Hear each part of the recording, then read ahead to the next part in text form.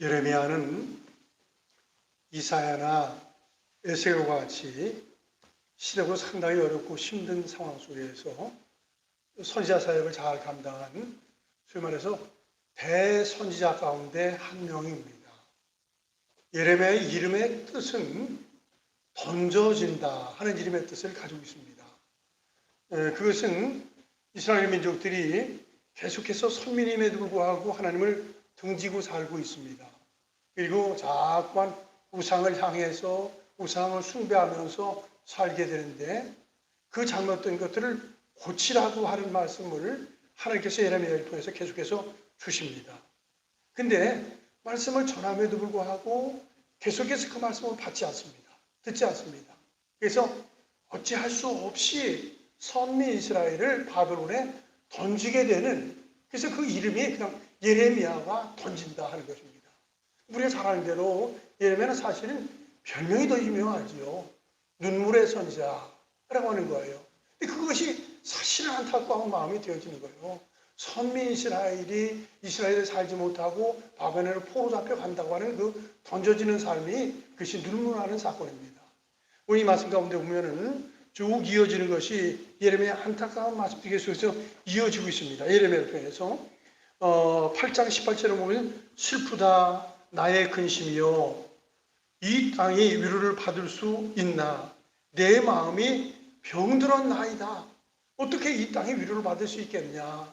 내 마음이 병들 정도로 다 슬픔이 있다고 하는 것입니다. 9장 1절에 말씀하면 내 머리는 물이 되고 내 눈은 눈물의 근원이 된다. 머리에 막 물이 차일 정도로 그 눈에서는 눈물이 막 쏟아져 나온다는 거예요. 그것은 이스라엘인들이 하나님의 음성을 듣고 돌이키지 않기 때문에 그것을 말하고 있습니다.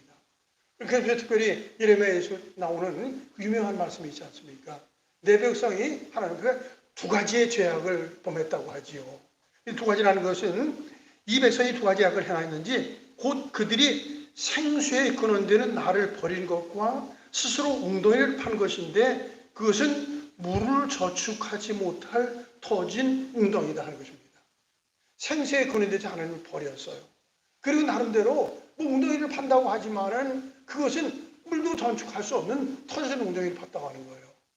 그게 이스라엘 민족들의 삶입니다. 그래서 그렇게 고통을 당하고 있는 거예요. 오늘도 예외가 없습니다. 종종 말씀이지만 오늘 우리가 살고 있는 이 시대에 물질적으로 어렵다고 하지만 과거 1950년대, 60년대 살았던 분들이야 지금 사는 것이 꿈같은 삶이지요. 어떻게 마이카 시대에 살 수 있고 다이어트를 하면서 어떻게 살 수가 있겠습니까? 근데 이게 보편화되는 현실 속에서 우리가 살고 있어요. 근데 왜 그렇게 인생이 힘들고 어려운지 이루 말할 수 없습니다. 그게 여기서 나오는 거 그거예요. 하나님을 등지면서 살고, 그리고 웅덩이를 팠다고 하지만 물을 저축하지 못한 터지는 웅덩이, 이것저것 다 가져도 만족을 느낄 수 없는 그런 시대 속에서 우리가 살고 있습니다. 사실 이런 삶의 모든 여정을 보면서 예레미야가 말 못하는 안타까움을 갖습니다. 근데 우리가 잘 알지만은 사실 이제 예레미야 시대에 바벨론에 와서 왕부터 포로를 잡아가지 않습니까? 그 당시에 시드기야 왕이었는데 시드기야 왕이 두뇌이 빠져진 타 속에서 사슬에 매어가지고 포로를 잡혀가요. 근데 그때 사실은 선지자 예레미야도 그 안에 포함이 됐습니다. 포로에 포함이 돼가지고 잡혀가요. 잡혀가는데 바벨론에 왔던 사령관이 무슨 마음이 일어나는지 몰라요. 잡혀가다가 느닷없이 예레미야를 풀어줍니다. 참 묘한 일이에요. 오늘 성경을 몇 곳 같이 보려고 하는데요. 그 앞부분 좀 봅시다. 40장, 두 페이지만 넘기면 40장 나오지요. 40장 보면은, 40절 1절 보면은 사령관 느부사라단이 예루살렘과 유다의 포로를 바벨론으로 옮기는 중에 예레미야도 잡혀 사슬로 결박되어 가다가 라마에서 풀려난 후에 말씀이 여호와께로부터 예레미야에게 임하리라.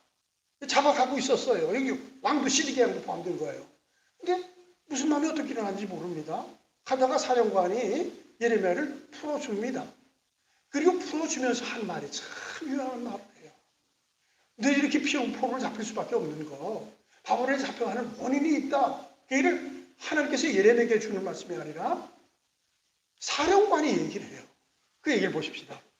2절과 3절의 말씀을 같이 읽죠. 시작.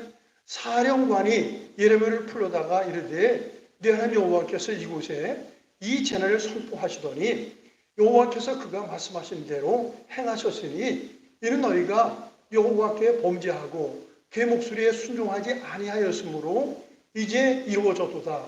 이 너에게 임한 것이니라. 다시 말씀드리지만 이 말씀은 하나님께서 예레미야에게 주어진 말씀이 아니고 바벨론에서 왕을 잡으러 갔고 예레미야를 잡으러 갔던 그 사령관이 말을 해가는 거예요. 참 어떻게 이런 말이 이렇게 임할지 모르겠어요. 참 묘한 말씀입니다. 이들이 잡혀가는데 원인 알아야 되지 않냐? 원인 알아야 되냐? 무슨 얘기지만 제가 우리 아이들 성장을 시키면서 저는 몰랐는데 종종 매를 댔던 적이 있었던 것 같아요. 저는 한 번도 큰 소리 안 치고 한 번도 매댄 적이 없다고 생각을 했는데 이번에 우리 딸들이 그 얘기를 하더라고요. 아빠 우리 아이들 클 때 우리 자랄 때 매를 댔다는 거예요. 그런 일이 있었냐? 그랬더니 근데 그때마다 한 번도 손찌검을 하지 않고 호철이를 아주 좋은 걸 가지고 있었다고 그래요. 전혀 뭐 한 30년 지난 일인지 몰라요. 근데 그걸 가지고 손을 내밀어라, 종아리를 가둬라 하고서는 너 이거 잘못됐으니까 이거 고쳐야 된다. 단 맞아야 된다. 그리고 때릴 때는 매섭게 매를 때렸다고 그래요. 둘이 왔다고 하는데 제가 뭐라고 그러겠어요. 어쨌든 그래요. 매를 대도 원인을 알고 맞아야지. 그냥 맞으면 그 억울하지 않겠습니까? 근데 지금 바벨론 포로를 잡혀가는 거예요. 잡혀가는데 그 원인을 하나님이 주시는 게 아니야. 이 사령관이 얘기를 해요. 참 세상에 어떻게 이런 일이 있을지 모르겠어요. 자, 3절 보면 여호와께서 그가 말씀하신 대로 행하셨으니 이는 이유가 있다. 너희가 여호와께 범죄하고 그의 목소리를 순종하지 아니하였으므로 이제 일이 이루어졌다. 여호와의 음성을 듣지 않고 그것을 순종하지 않았기 때문에 바벨론에 포로 잡히게 된다 하는 얘기를 하고 있는 것입니다. 참 이게 아픔이요, 이게 고통이죠. 그래 아까 말씀드린 대로 우리 삶의 시대에 참 좋은 시대를 살아가요. 그러나 수많은 사람들이 죄악에 포로 잡혀가지고 이 어렵고 고난 가운데 인생을 살아갑니다. 그리고 다 이 조국을 잃어버리는 거예요. 나라를 잃어버리고 한 세력은 이미 바벨론에 잡혀갔습니다. 그리고 나머지는 또 딴 곳을 가기 위해서 준비를 하고 있습니다. 사람이 이 세상을 살면서 사랑하는 조국을 잃어버린다고 하는 것만큼 아픔이 없습니다. 여러분들 다 이번에 보고 계시지만은 아프가니스탄 같은 경우에 얼마나 참 안타깝습니까? 이 탈레반이라고 하는 세력들은 이 이슬람 세력인데 이슬람 세력들은 이 코란을 쫓아서 살아가는 거예요. 왜 그들은 무당 단체거든요. 근데 그것은 그들은 어떤 살인을 저질러도 단 살인의 조건이 알라를 믿지 않는 사람들은 죽이면은 그것은 알라의 뜻이다 이렇게 받아들여요. 코란 경에 그게 있으니까요. 그대로 살아가는 거예요. 우리들은 탈레반 그 잔인한 놈들 그러잖아요. 그러나 이슬람 사람들은 야 우리는 못하지만 저들은 대단한 용기를 가지고 있다. 그게 저들을 영웅시하는 겁니다. 그래서 폭탄을 들러매고 건물에 들어가서 건물이 터치기 위해서 하는 거죠. 자기도 죽는 거예요. 비행기 안에 폭탄을 싣고 들어가요. 그 폭발해요. 자기도 죽는 거거든요. 근데 우리는 미친 일 아닙니까? 그러나 코란 교회에서 알라를 위해서 목숨을 내거는 사람들은 영웅이라고 하는 것 때문에 자기는 못해도 영웅시하는 거 박수를 치는 거예요. 세상에 제일 잘못된 것이 종교적으로 잘못된 것만큼 잘못된 게 없는 거예요. 엄청난 사건을 저질러도 하나도 죄의식이 없고 큰 무한한 영광이라고 생각을 합니다. 이런 안타까움이 어디 있습니까? 거기에 나를 잃어버린 수많은 사람들이 있어요. 물론 그 사람들이 이슬람 사람들인데 그 사람들 중에서 상당한 사람들이 우리나라에 들어왔습니다. 들어오면서 야 진천 사람들 멋지더라고요. 진천 사람들이 비행기로 오고 버스를 타고 진천으로 들어오는데 현수막을 해놨더라고요. 영어로다가 우리나라에 오는 거 환영합니다. 또 그 사람들이 쓰고 있는 용어도 거기다 붙여놓은 것 같아요. 하면서 환영한다는 거예요. 자, 그 과정을 보면서 세계가 엄지척했다고 해요. 대한민국에서 엄지척했다. 참 위대한 결단이다. 참 위대한 결단이다. 근데 사실은 저의 기도 제목, 여러분들 기도 제목이라고 생각을 해요. 오면서 여인들이 거의 다 머리에 수건을 쓰지 않습니까? 그게 엄청난 잔인한 일입니다. 그게. 사실은 히잡이라고 하는 것을 쓰는 건데 여자로서 히잡을 쓰지 않으면 송살에서 죽일 수 있어요. 이런 세상에 잔인한 일이 있어요. 이 사고가 보통 사고가 아니에요. 근데 어쨌든 기도는 그거예요. 히잡을 억지로 벗는 것이 아니라 정말로 자원하는 마음으로. 이게 종교적인 노예에서 내가 예수 그리스도 안에서 해방되기를 원합니다. 해방되었습니다. 라는 마음을 가지고 그에 벗어지기를 기도합니다. 그래야지요. 온 사람들이 생명을 건져서 왔어요. 잘 왔지요. 와가지고 그들이 오히려 잘못되면 그들이 이슬람 선교사가 될 수도 있어요.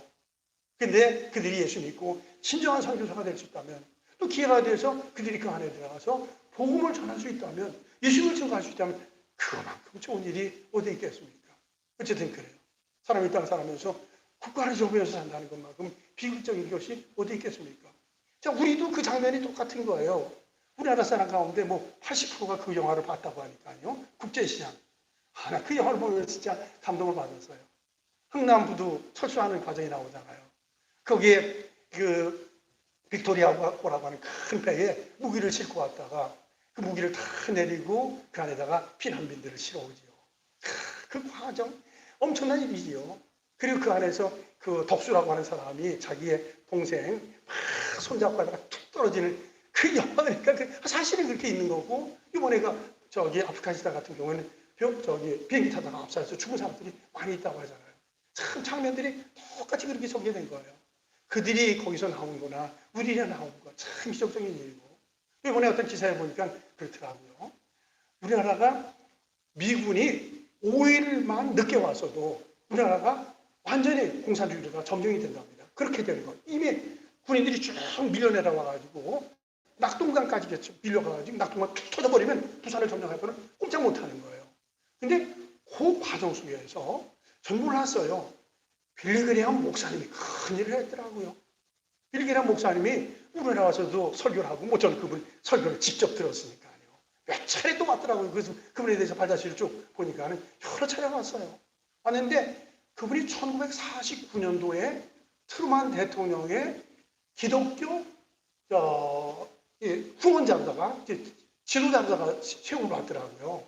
그래서 1950년대 전쟁이 떡 터지니까는 빌리그레엄 목사님이 그 트루만 대통령에 간청을 합니다. 대통령 빨리 한국에다가 군인들을 파송해야 됩니다. 근데 원인은 뭔가 하면 한국 안에는 선교 역사가 짧지만은 많은 그리스도인들이 있습니다. 예수 믿는 사람들인데 그 사람을 살려야 됩니다. 해가지고 그 빌리그레엄 목사님이 트루만 대통령이 간청을 해가지고 그냥 결정을 해버린 거예요. 그래서 배가 쭉 와가지고 그냥 쳐부시는 그런 일이 있었는데, 야, 자꾸 순간적으로 일어나는 사건이에요. 야, 목사가 큰일 했구나. 물론 하나님의 역사가 이루어지는 것이지요. 그 엄청난 일들을 해가지고 우리가 잘 부릅니다. 생각만 해보십시오. 그들도 쫓겨나가지고 지금 와서 사는 것도 불쌍한데, 만에 하나 우리가 공산주의가 점령하는데 거기서 산다고 생각해 보십시오. 이게 뭐 인간의 삶이 되겠습니까? 근데 그 하나님의 역사가 크게 일어난 거예요. 아마 그 빌리그레엄 목사님이 잘해서뿐만 아니라 애국가가 좋아서 그런 것 같아요. 애국가가 좋아서. 하나님을 보고 와서 우리나라 만세. 하나님을 보고 와서 여러 손길로 하나님께서 우리를 이렇게 보호하고 지키시고 계십니다. 그래요. 민족으로 그렇지요. 우리 한 사람의 모든 여정 속에서 하나님을 지키시고 보호하기 때문에 우리가 만세. 저희가 만세라는 단어 너무너무 좋아해요. 만세. 만세라는 것은 만세한 거 아니에요. 근데 영적 의미에서 두 가지가 그 안에 있는 것 같아요. 아멘이다. 할렐루야다. 억지로 갖다 붙이는 건지 모르겠지만 그게 그 뜻 아닌가 하는 생각을 해요. 만세, 할렐루야, 아멘. 거기에서 속하지 않나. 아니 세상에 어떤 나라의 애국가에 하나님이 보호하셔서 우리나라가 만세가 되겠습니까? 근데 어쨌든 지금 이 사람들이 조국을 잃어버리고 피신을 가요. 그리고 나서 예레미야에게 가서 우리의 갈 길을 알려주십시오 라고 얘기를 지금 하는 것이 오늘 본문의 말씀이에요.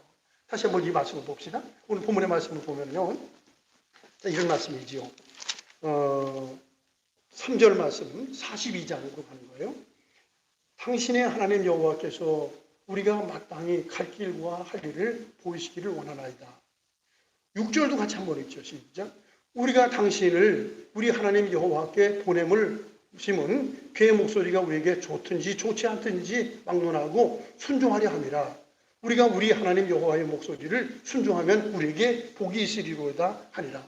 자, 그런데 이들이 하는 얘기 보십시오. 당신 지금 유다 민족들이 일부는 바벨론 포로 잡혀가고 있고 자기들은 잡혀가게 되는 위기 속에 있는데 하나님께서 우리에게 알려주시고요. 좀 기도를 해 주십시오 라고 얘기하는 거예요. 그러면서 단어가 사실은 다르고 다른 거예요. 근데 여기 단어를 보면요. 당신의 하나님 여호와께서 우리가 마땅히 갈 길과 할 일을 우리에게 보이시기를 원하나이다. 하나님은 우리 하나님이지요. 또 우리가 애국가에서 우리 하나님이 우리를 보고 와서 그랬는데 이 사람들은 당신의 하나님, 예레미야 하나님이라는 거예요. 우리의 갈 길을 보이면 우리가 그대로 살겠습니다. 라고 얘기를 해요. 어떻게 하든지. 그러면서 또 6절에 하는 것처럼 뭐 좋게 하든 좋지 않게 하든 전부 다 끝까지 이루겠습니다. 확실한 얘기 아닙니까? 이렇게 얘기를 하고 있습니다. 자, 그런데 이 사람들 웃기는 사람들이에요. 지금 어떻게 하고 예레미야에게 찾아와서 이 얘기를 하는가 하면 그 앞부분에 보면 이런 말씀이에요. 41장 17절의 말씀을 같이 읽죠. 애굽으로 가려고 떠나 베들레헴 근처에 있는 게롯 기함에 머물렀으니, 자, 사람들이 애굽으로 다 빠져나가려고 베들레헴 지역에 머물렀어요. 이스라엘의 지도를 보면 밑에가 애굽이고요. 애굽 그 위에가 베들레헴입니다. 이 베들레헴에 건너가기 위해서 그 사람들이 전부 다 베들레헴에 머물러 있었던 거예요. 넘어가면 애굽이에요. 애굽인데 거기 갖다 가려고 하고 있다가 몇몇 지도자들이 찾아와가지고 지금 예레미야가 얘기하는 거예요. 우리 할 길을 알려주십시오. 뭐 좋지 않든 좋든지 다 그대로 하겠습니다. 그 얘기를 하려면 하지요. 나중에 이제 있겠지만은 전혀 그렇게 되지 않고 지금 거기 베들레헴에 갖다가 앉혀놓고서는 그 일을 하는 거예요. 사실은 이거는 마치 이런 거예요. 일은 다 적어놓고 놓고 마지막 추인하는 현상이 되는 거예요. 마치 12.6 사태가 일어났을 때 전두환 세력들이 사건들은 다 저지르고 최규하 대통령에게 추인을 받는 그런 식의 모습이 되어지는 거예요. 지금. 그래서 무슨 말을 어떻게 하든 그대로 하겠습니다 라고 지금 얘기를 하고 있거든요. 근데 좌우지간 어쨌든 이들은 애굽의 나라에 산다고 하는 생각을 가지면서 애굽에 가려고 하는 거예요. 이 얘기는 우리 아차하면 바벨론은 포로 잡혀가니까는 차라리 애굽에 가서 자유롭게 살아가자. 거기서 살자. 그런 식으로 하면서 예레미야를 찾아가고 있는 것입니다. 자, 그런데 성경 안에서는 지역이 갖는 의미가 항상 의미가 뜻이 있어요. 반대로 베들레헴 같은 경우는 아직도 이런 일들이 있지만은 거긴 떡의 집이고 예수님의 탄생한 그곳입니다. 참 신령한 곳이지요. 그리고 애굽이라고 하는 것은 세상을 상징하는 것입니다. 하나님 없이 살아가는 것이고 우상을 숭배하며 살아가는 것, 그것을 애굽으로 얘기하는 것입니다. 따라서 믿음의 사람들은 애굽으로 내려가면 안 되는, 그것이 선민 이스라엘이 가지고 있는 사고예요. 살겠다고 그런데 가는 거예요. 자, 우리가 잘 알잖아요. 애굽과 연결되는 출애굽의 5과정은 신령한 의미에서 영적으로 우리의 구원 역사를 일깨워주고 있는 것입니다.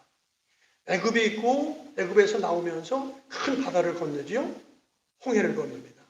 이 홍해를 건너고 나서 무려 40년의 긴 세월 동안 광야 생활을 합니다.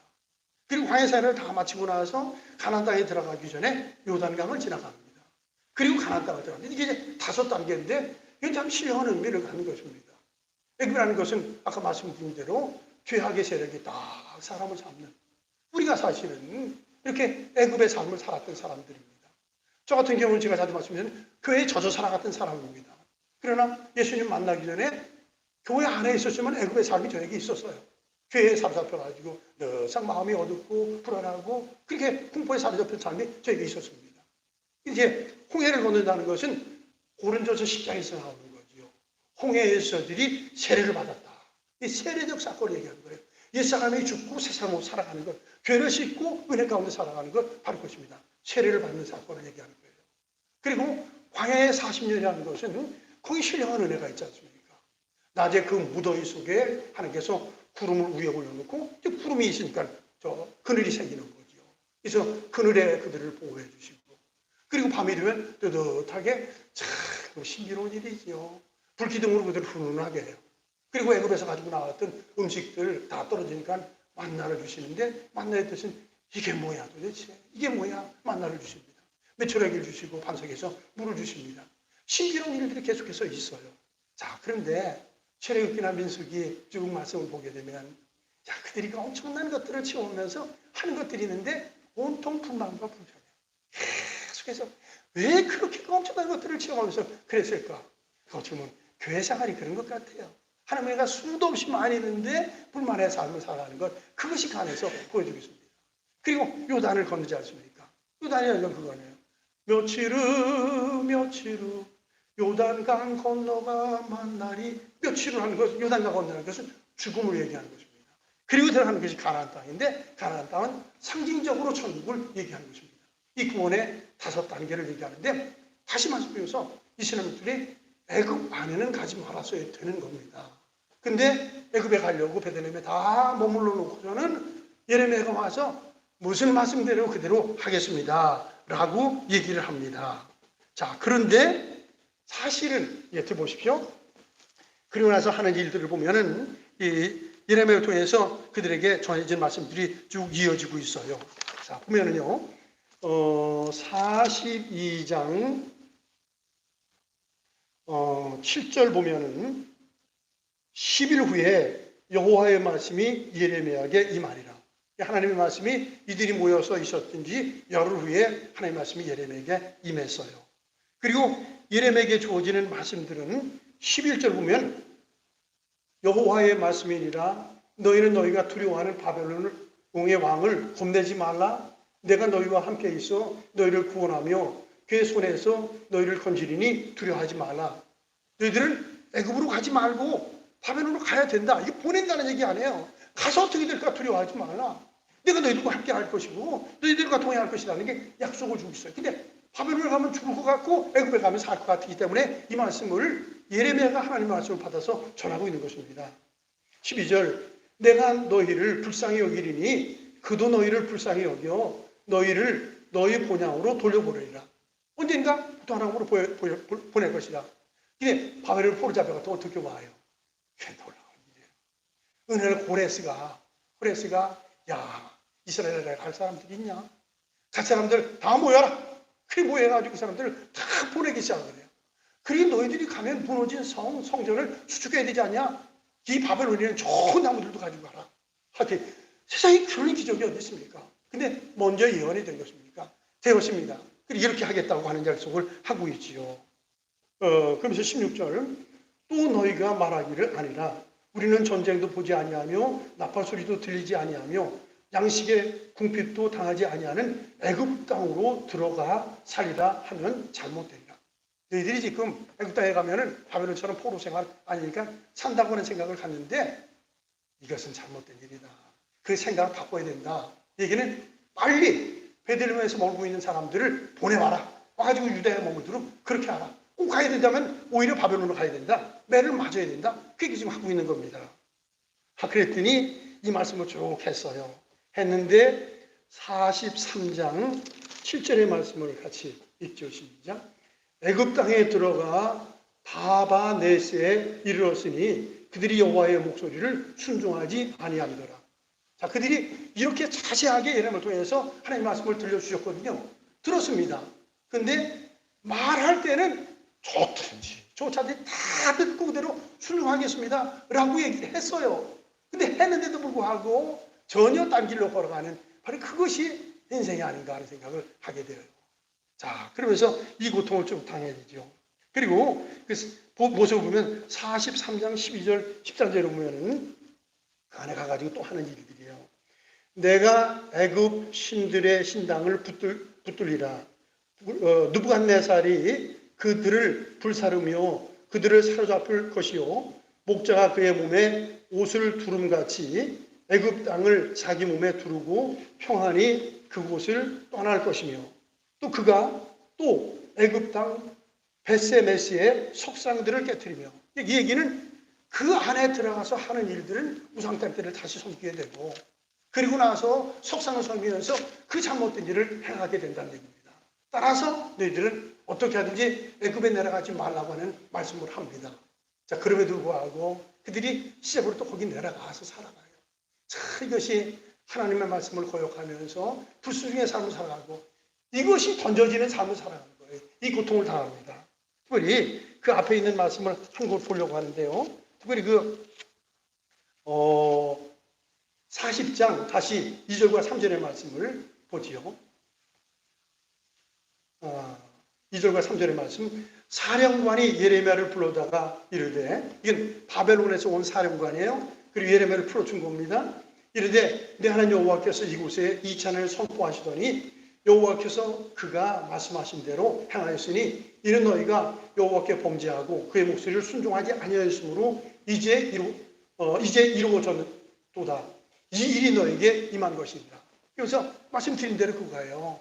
다른 원이 아니라 하나님께 범죄하고 그 목소리를 순종하지 않았기 때문에 이 일이 일어난다는 사실입니다. 오늘 그렇습니다. 우리가 하나님의 말씀을 듣고 그 말씀에 순종하면 우리 가운데 자유가 생기게 되어져요. 그리고 하나님의 말씀을 듣지 않고 거부하고 순종하지 않으면 우리는 포부로의 삶을 살아가는 겁니다. 이건 이 당시에 주어지는 말씀이 아니라 영적으로 똑같이 우리에게 신앙의 의미로 던져주는 것입니다. 따라서 우리가 신앙으로 산다는 게 얼마나 소중한 것인가, 믿음으로 산다는 게 얼마나 소중한가는 것을 기억하며 하나님의 말씀을 듣고 그대로 살아가는 것, 그 하나님의 뜻을 이루어가는 거예요. 사실은 이들이 사실은 인생의 답을 다 내렸습니다. 다시 말씀을 보면요, 왔다 갔다 해서 오늘 미안한데요, 42장 6절 아까 읽었지만 다시 한번 더 읽어요. 시작. 우리가 당신을 우리 하나님 여호와께 보내면 그의 목소리가 우리에게 좋든지 좋지 않든지 막론하고 순종하려 함이라. 우리가 우리 하나님 여호와의 목소리를 순종하면 우리에게 복이 있으리라 하니라. 자, 얼마나 정확한 얘기를 하고 있어요. 하나님의 말씀이 들려지면 그 들려지는 말씀이 좋을 수도 있고 좋지 않을 수도 있다. 그러나 그 말씀으로 살겠다고 하는 것입니다. 이게 신앙의 본질을 걸어가는 거예요. 우리 신앙생활하면서 많은 경우 그 실수를 합니다. 사실 제가 이제 일주일에 3번밖에 안 했지만 오늘의 묵상을 구역장님을 통해서 구역원들에게 이렇게 같이 묵상을 하는데요. 근데 복이 있어라, 축복하라 하는 말씀이 떨어지면 부지런히 아멘으로 답하는 경우가 있어요. 근데 이런 것들은 고쳐야 됩니다. 회개합니다 하면 단 한 번도 그에 대한 응답이 없어요. 사실은 똑같은 말씀입니다. 축복받으라 하는 말씀이나 고치라는 말씀이 똑같은 거예요. 그러니까는 성경 말씀이면 요한복음 3장 10절 얼마나 좋은 말씀이에요. 그런 말씀이나 12절 23번 말씀 같아요. 얼마나 좋은 말씀이니까 그런 말씀은 우리가 아멘으로 받기가 쉽습니다. 내게 주는 하나님의 말씀을 쉽게 받아가요. 그러나 예수님 말씀하신 거 있잖아요. 회개하라 라는 말씀. 첫 번째 말씀하신 거예요. 심지어는 독사의 자식들이라고 말씀하잖아요. 근데 그게 똑같은 말씀이에요. 똑같은 말씀이에요. 복을 받으라고 하는 말씀이나 회개하라는 말씀은 비정작 똑같은 말씀입니다. 잘못된 것들을 고치면 그게 복의 길을 걸어가는 거예요. 그러나 아무리 축복의 말씀을 주었다 할지라도 잘못된 걸어가면 그 길은 저주의 길을 걸어가요. 이 사람들이 답을 말했어요. 좋은 말씀이든지 좋지 않은 말씀이든지 그 말씀 그대로 순종하며 살리라. 좀 더 추가하네요. 순종하면 우리에게 복이 있으리라. 그렇게 살면 우리가 복받는 인생을 살아간다는 사실입니다. 중요한 것은 그거예요. 참 어려운 시대에 우리가 살고 있는데 하나님의 말씀을 순수하게 받아들이고 그 말씀대로 생을 살아가는 것입니다. 내 삶을 의탁하면서 살아가는 거예요. 그러면 답이 나오는 것처럼 복된 삶을 살아갑니다. 왜 이렇게 힘들고 어려운가? 하나님의 말씀을 자꾸 취사 선택하는 경향이 있어요. 하나님의 말씀을 자꾸 멀리하는 경향이 있습니다. 그래서 바벨론 포로 잡혀가는 예레미야적 삶을 살아가는 거예요. 이것이 사실 우리 마음을 아프게 하는, 우리의 심령을 아프게 하는 그것입니다. 우리가 딴 사람을 위해서 운다고 하는 것보다도 우리 자신의 잘못된 것, 그것 때문에 참 안타까운 것입니다. 그래서 예수님이 마태복음 5장에 얘기하면서 애통하는 것은 바로 그런 복이 되는 것입니다. 나의 잘못돼 가고 있고 모순이 많은 이 잘못들을 애통하면서 오직 하나님의 말씀을 순수하게 받아들이고 그 말씀대로 살아가면 그것이 은혜의 길, 복된 길을 걸어가요. 다시 말해서 예레미야 이 삶은 참 어려운 삶이 유사민족에게 있습니다. 딴 것 아니에요. 말은 다 받겠다고 하지만 그러나 전혀 거부하고 그 애굽으로 내려가지 않았습니까? 그래서 그 고통을 다 하고 있습니다. 그래서 우리가 세상을 살지만 우리가 항상 위의 것을 찾고 위의 것을 바라보는 심령을 가지고 살아가는 겁니다. 그때 하나님의 은혜가 우리 가운데 일어나고 은혜가 있으면 우리는 세상을 늘 승리하며 살 수 있는데 이 은총이 우리 모두에게 넘치기를 축원합니다. 기도하죠. 하나님 참 감사합니다. 오늘도 생명의